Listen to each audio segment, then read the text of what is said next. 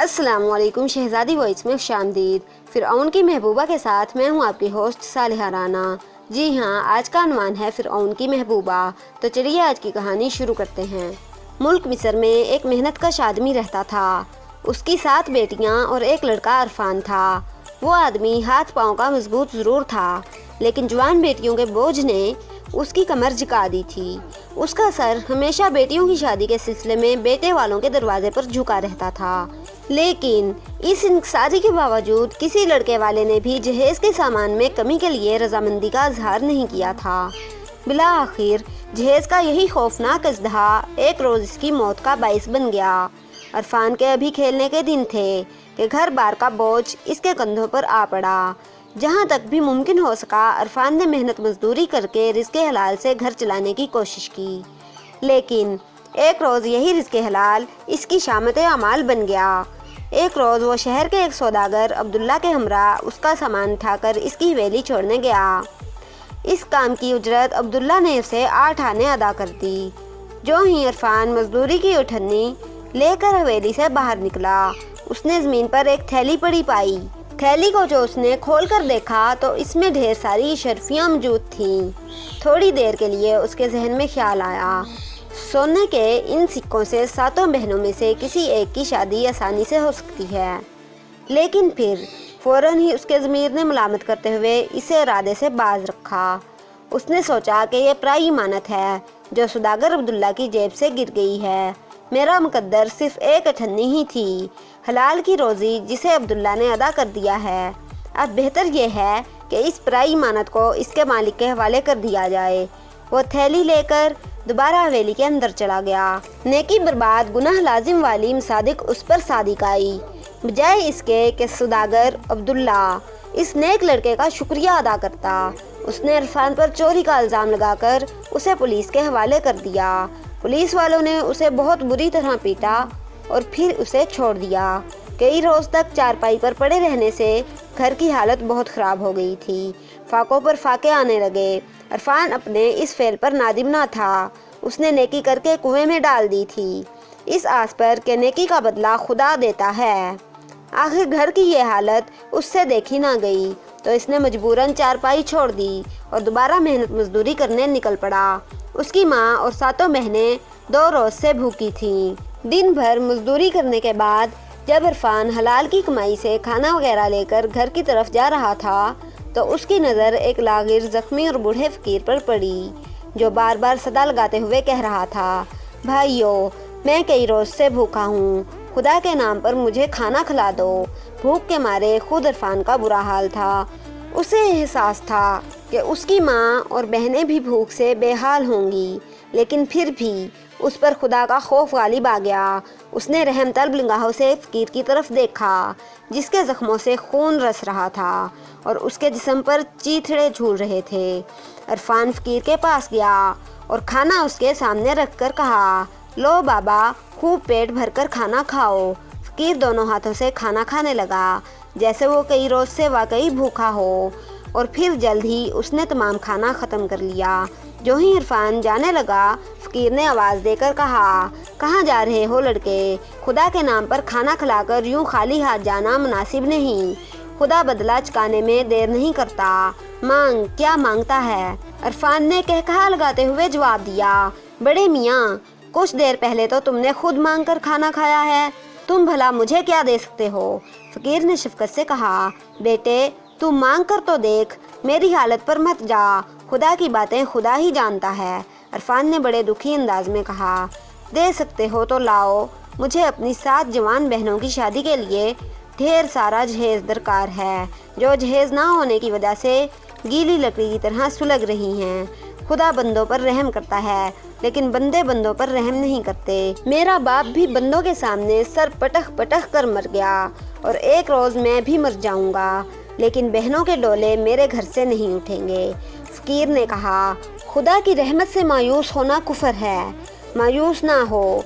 शहर से बाहर फ़िरऔन की महबूबा का जो शिकस्ता मकबरा है, वहाँ जा, तुझे इतना ख़जाना वहाँ से मिल जाएगा कि तेरे सारे दुख दूर हो जाएंगे। इरफान ने कहकहा लगाते हुए कहा, बहुत खूब, आज तक वहाँ जाने वाला कोई वापस आया है? हमेशा उसकी लाश ही पड़ी मिलती है। लोगों का ख्याल है कि उस मकबरे में आज भी फिरऔनों की रूहें दरबार मुनक्किद करती हैं और ज़िंदा हालत में वहाँ रहती हैं। वो वहाँ किसी इंसान का वजूद बर्दाश्त नहीं करती, लिहाजा वहाँ जाना खुदकुशी करने के मुतरादिफ है। बूढ़े फ़कीर ने उसी वक्त अपनी कमीज़ के झूलते हुए चीथड़े को इससे अलग किया और फिर अपने ज़ख्मों से रिसते हुए खून में उंगली डुबोकर उस पर किसी नामालूम ज़बान में कुछ लिखा और अरफान की तरफ बढ़ाते हुए कहा, जा इस मकबरे के मकीन फिरऔन की महबूबा के शिकस्ता मकबरे के खंडरात में पहुंचकर मलका मिनकाई को मेरा ये ख़त दे देना। तुझे वो कोई नुकसान पहुंचाने की बजाय बेपनाह दौलत देकर रुखसत करेगी। चांद बादलों में छुप गया था। आसमान पर स्याह बादल छाए हुए थे। चारों तरफ घुप अंधेरा था। अरफान शहर से बाहर फिरऔन की महबूबा के शिकस्ता मकबरे के खंडरात की तरफ जा रहा था। उसने सोच लिया था कि या तो दौलत लेकर वापस आएगा, वरना वहीं जान देकर मुसीबतों से छुटकारा हासिल कर लेगा। इस वीराने में मौजूद दरख्त अंधेरे में उसे बदरूहों की तरह खड़े दिखाई दे रहे थे। उसे चारों तरफ से भटकती हुई रूहों के पुरसोज नाले सुनाई दे रहे थे। रास्ते में मौजूद छोटे मोटे पौधे उसे अजीबोगरीब भूतों की शक्ल में कहकहाई लगाते नजर आ रहे थे, जैसे वो सब उसकी आमद पर रक्स कर रहे हों कि उनकी खुराक उनके पास चली आई है। धड़कते हुए दिल और लरजते हुए कदमों से बिला आखिर वो मकबरे के खंडरात में दाखिल हो गया। खौफनाक चीखों और परों की फड़फड़ाहट से मकबरे का खंडर गूंज उठा। डर के मारे इरफान का दिल हल्क में आ गया। ये चमगादड़ों के कौल थे, जिन्हें किसी आदमजाद की आमद नागवार गुजरी थी और वो चीखते चिल्लाते हुए इरफान के ऊपर चक्कर काट रहे थे। डर के मारे इरफान का बुरा हाल था। अचानक स्याह बदली से चांद ने सर निकाला और किसी हद तक इरफान अंधेरे में देखने के काबिल हुआ।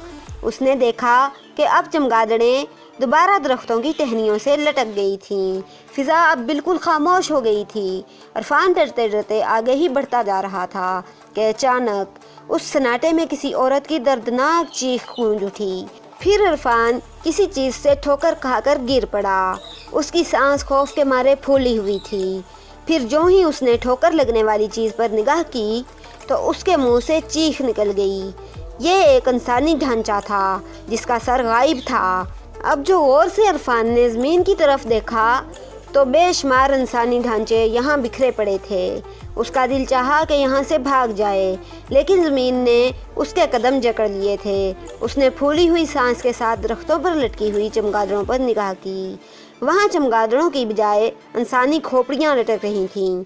अचानक फ़िज़ा में एक धमाका हुआ, जिससे दरख्तों पर मौजूद तमाम इंसानी खोपड़ियाँ ज़मीन पर गिर पड़ीं और देखते ही देखते अपने ढांचों के साथ जुड़ गईं। खौफ के मारे इरफान का पत्ता पानी हो रहा था। फिर उसने इन ढांचों को ज़मीन से उठकर जंग करते देखा। उनके हाथों की हड्डियों में तलवारें और भाले मौजूद थे। अचानक फ़िज़ा में भागते हुए घोड़ों की टापों और हिननाने की आवाज़ें उभरीं। देखते ही देखते कदीम मिस्री लिबास में चंद सवार हाथों में हैंटर लेकर दाखिल हुए और ढांचों पर कोड़े बरसाते हुए कहा, रास्ता छोड़ो, मलका निकाई की सवारी आ रही है। अब तमाम इंसानी ढांचे बगौलों की सूरत ज़मीन पर चक्कर काटते हुए गायब हो गए। फ़िज़ा बैंड बाजों की आवाज़ से गूंज उठी। फिर इरफान ने ज़रापोश सवारों के दरमियान एक सुनहरी रथ पर एक हसीन तरीन औरत को कदीम फ़िरऔनी लिबास और ज़ेवरात से आरास्ता आते देखा। इरफान ने ऐसी खूबसूरत औरत आज तक ना देखी थी। जो ही मलका मिनकाई की रथ इरफान के पास पहुंची और उसकी निगाह इरफान पर पड़ी तो उसके माथे पर बल पड़ गए और उसने चीखकर कहा, आज फिर किसी की मौत उसे यहाँ ले आई है। खौफ के मारे इरफान का हल्क खुश्क हो चुका था और ज़बान तालू से चिपक कर रह गई थी। उसने जवाब देने के बजाय बूढ़े फ़कीर की कमीज़ का वो चीथड़ा निकाल कर दिखा दिया। एक ज़रापोश मुहाफ़िज़ ने वो चीथड़ा लेकर मलका के सामने पेश कर दिया। जो ही मलका की निगाह खून से लिखी तहरीर पर पड़ी, उसने खुशी से चीख मारकर कहा, खुदा वंदे मिस्र फ़िरऔन सेमिरामिस, मेरे प्यारे महबूब का ये ख़त, मेहमान को इज़्ज़त और एहतराम के साथ दरबार में ले चलो। उसी वक्त इरफान को दिबा और हरीर का बना हुआ लिबास पहनाकर सवारी के लिए शानदार घोड़ा पेश किया गया اور وہ شاہانہ انداز میں اس جلوس کے ساتھ روانہ ہوا۔ عرفان حیران ہو کر سوچ رہا تھا کہ کیا کوئی انسان جاگتے ہوئے بھی خواب دیکھ سکتا ہے؟ اچانک اس کی نگاہ کے سامنے پھیلے ہوئے دھند کے بادل چھٹ گئے اور پھر اس نے حیران ہو کر اس کھنڈر کو آج سے 5000 سال قبل کی عمارت میں تبدیل ہوتے دیکھا۔ سنگ مرمر سنگ سرخ سے بنی ہوئی عالیشان عمارت۔ عرفان نے تعجب سے کہا، یا خدا، یہ کھنڈر پر کیسی عالیشان عمارت نظر آ رہی ہے۔ محل کے محافظ اور سپاہی قدیم مصری لباس میں لمبے نیزے اور ڈھالیں لیے ملکہ کی سواری کے سامنے سر جھکائے کھڑے تھے۔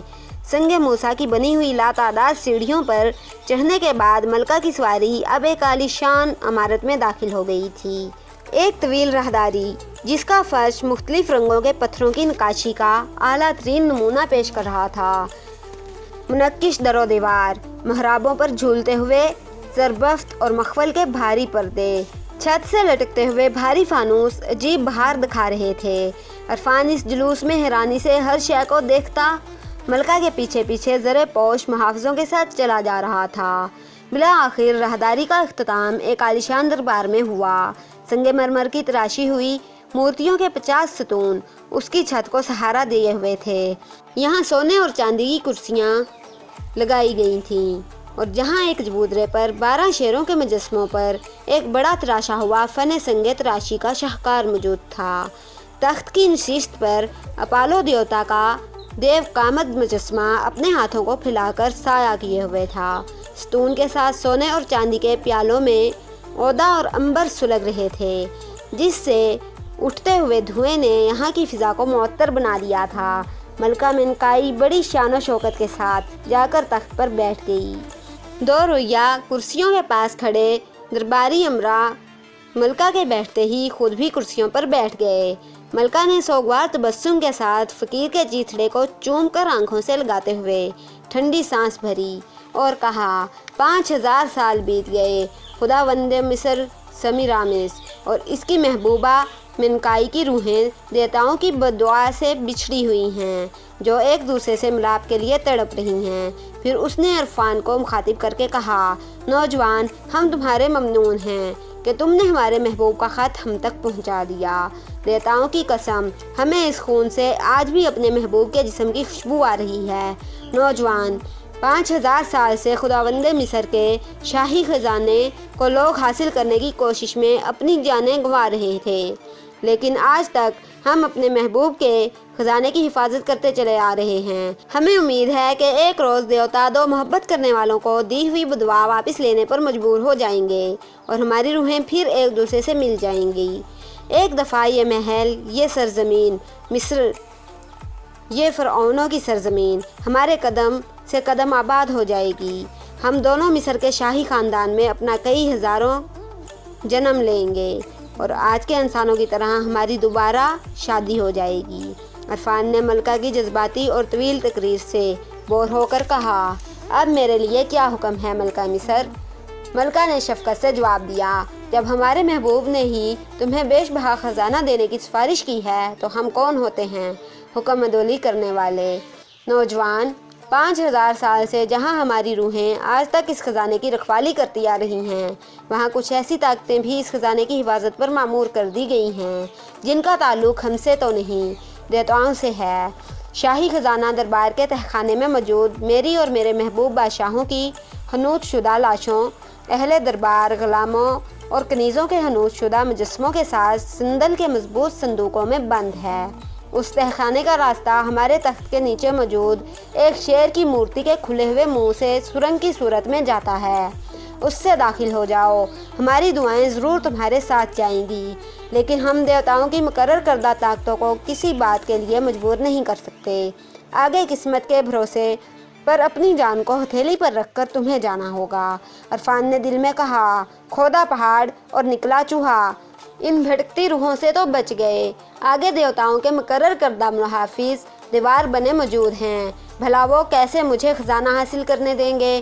خیر، جب جان دینا ہی ٹھہرا تو پھر سوچنا کیا؟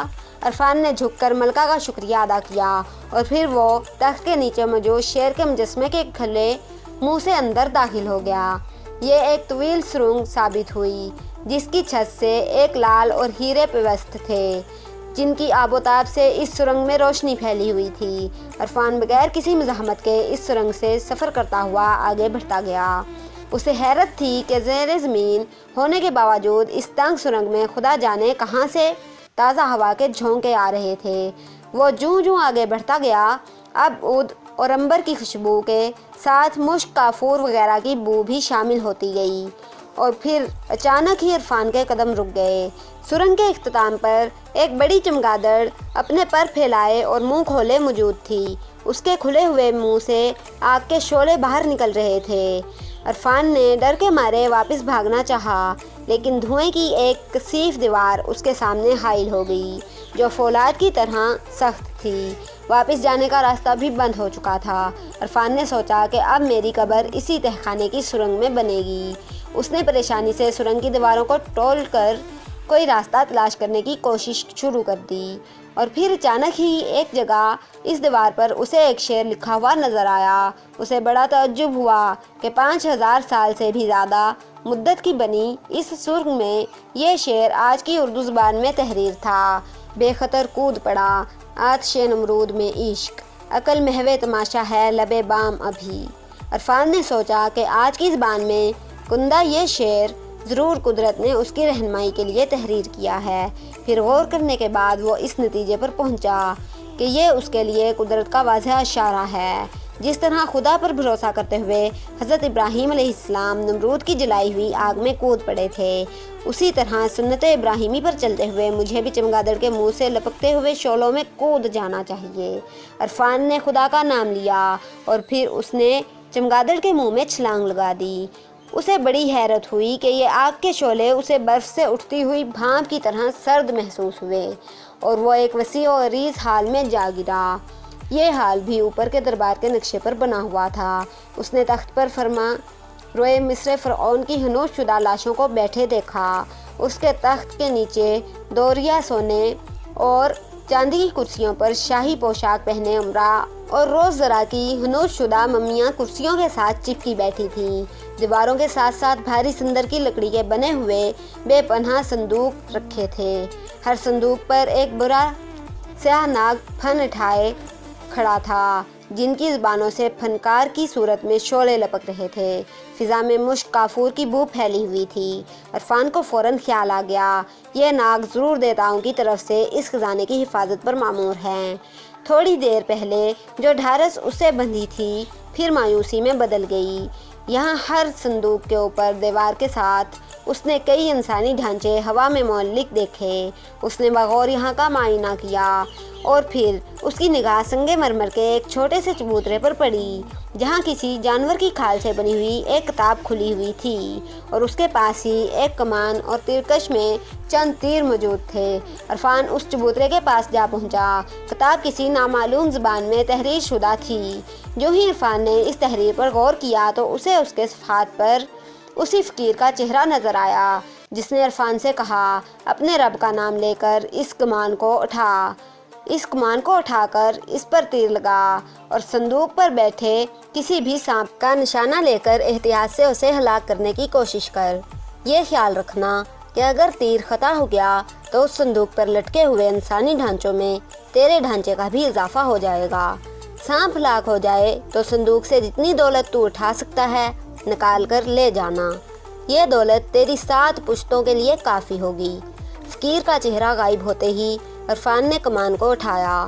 جو ہی اس نے کمان اٹھائی، تہخانے کی دیواروں سے خوفناک اور ہولناک آوازیں آنا شروع ہو گئیں۔ سانپوں نے غصے کے اظہار میں لمبے لمبے شعلے اگلنے شروع کر دیے۔ جو ہی اس نے تیرکش سے تیر نکال کر چلے پر چڑھایا، چھت سے چمگادڑوں کے غول نے اس پر چیختے چمگاڑتے حملہ کر دیا۔ اب اس نے فوراً کتاب کے پاس رکھی ہوئی تلوار اٹھا لی، اور پھر کئی گھنٹے اس کے اور چمگادڑوں کے درمیان جنگ جاری رہی۔ وہ خود بھی زخمی ہوا، لیکن اس نے ایک ایک کر کے چمگادڑوں کے اس غول کو ختم کر دیا۔ اس آفت کے بعد اس نے ایک مرتبہ پھر اپنی طاقت بحال کرتے ہوئے تیر کمان اٹھایا اور ایک صندوق پر بیٹھے ہوئے ناگ کا نشانہ لیا۔ اب دوبارہ دیواروں سے ہولناک آوازیں بلند ہونا شروع ہو گئیں، جو کہہ رہی تھیں، इस आदमजाद को कच्चा ही खा जाओ, खून पी जाओ इस मरदूद का, देखो बचकर जाने ना पाए। इरफान ने नवाज़ों के लिए अपने कानों में अपने रुमाल को 2 टुकड़े करके ठूंस लिया और फिर बड़ी महारत से करीब जाकर संदूक पर बैठे एक नाग का निशाना लेकर तीर छोड़ दिया। तीर सीधा नाग के सर पर आर पार हो गया और फिर जिस जगह नाग बैठा था वहाँ एक शोला नमूदार हुआ। देखते ही देखते अब वहाँ नाग की राख पड़ी हुई थी। इरफान ने खुदा का नाम लेकर संदूक का वज़नी ढकना उठाया तो हैरान रह गया। इस संदूक में सोने की लातादाद ईंटें पड़ी हुई थी। वो जितना बोझ आसानी से उठा सकता था उसने सोने की ईंटों को संदूक से निकालकर दोबारा संदूक का ढकना बंद कर दिया। फिर वो जिस राह से आया था उसी रास्ते से तहखाने से बाहर आ गया। लेकिन बाहर आने के बाद उसे यह देखकर हैरत हुई कि अब ना तो वहाँ मलका मौजूद थी और ना ही उसके दरबारी। नकिश दरो दीवार की बजाय मकबरे का खंडर मौजूद था। आसमान से सुबह का उजाला आहिस्ता आहिस्ता ज़मीन पर फैल रहा था। इरफान इस खंडर से बाहर आ गया और फिर उसने अपने घर की राह ली। इस दौलत से उसने एक शानदार हवेली तामीर कराई। उसकी 7 बहनों के लिए जो लोग महज जहेज़ की खातिर शादी से इनकार कर रहे थे दोबारा चक्कर काटने लगे, लेकिन इरफान ने इन तमाम लालची लोगों को अपने घर से बेइज्जत करके निकाल दिया। फिर उसने अपनी बहनों के लिए ढेर सारा जहेज़ तैयार करवाया और उनकी शादियां ऐसे मुखलिस नौजवानों से कर दी जो मेहनत पर यकीन रखते थे और रिज़्क़ हलाल कमाकर खाते थे। इस तरह इरफान ने जो नेकी करके कुएं में डाल दी थी उसका समर उसे मिल गया था। उसने उस फ़कीर को तलाश करने की बहुत कोशिश की जिसकी बदौलत वो अमीर कबीर बन गया था, लेकिन वो दोबारा उसे कहीं भी नज़र न आया। ख़त्म शुद। तो अगर आपको ये वीडियो थोड़ी सी भी पसंद आई है तो इस वीडियो को शेयर जरूर करें। अगर आप इसी तरह की मज़ीद अच्छी वीडियोस देखना चाहते हैं तो हमारे चैनल को सब्सक्राइब करें, लाइक करें, शेयर करें, कमेंट करें। कीप वाचिंग शहजादी वॉइस। अस्सलाम वालेकुम। पाकिस्तान जिंदाबाद।